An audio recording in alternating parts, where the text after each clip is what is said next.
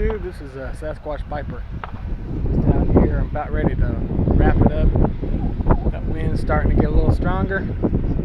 Doing some fly fishing. There's all my fly rod and my flies.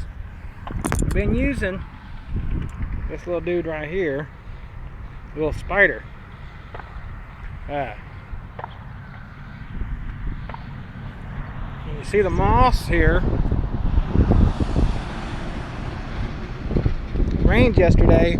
It's normally floating a little higher up, but it's starting to rise a little bit now. There's like a little, usually there's a little, turn back around here, little orange, they look like wasps daubing up around, and bass and bluegill just crash on them along here, and I take my fly rod and flip it just outside that moss and kind of scoot that spider across there. Last year I had some orange ones that almost looked just like them, man, and I was tearing them up. I've got the white ones. I'm not doing as well this morning.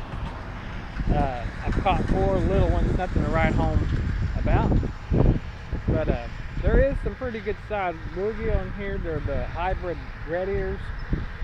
They're a cross between your regular bluegill, which there's about 7 or 8 different varieties of sunfish, bluegill being one of them and red ear being one of them, and they spawn about the same time, so they're able to cross them and stock them in people's ponds. And man, they're doing well. I caught 2 regular bluegill, and you can tell by the blue around their gills. That's why they're called bluegill. There's the pumpkin seed. There's greenies. There's shoot, I can't think. Warmouth. There's the red ear, the regular red ear, the long ear. There's about, like I said, there's about 7 or 8 different varieties of sunfish, but they get humongous in here. Those hybrids, every bit of, probably down to about where the end of my tattoo. Their tails were hitting last year. Big old boys, and there's some pretty good sized bass. About 7 or 8 years ago, he stocked all this up with nice bass and bluegill and catfish. I caught about 2 or 3 years ago, I caught a 7.5 pound bass down in that corner right there. So whatever going on with this little bitty pond, it's right. But smoking on my fishing pipe, my diplomat, and in it I've got some cherry. I've got the black cherry. Gonna try relighting. Well, not gonna be successful right now. I need both hands, but just wanted to come out here, and I'm about done for today.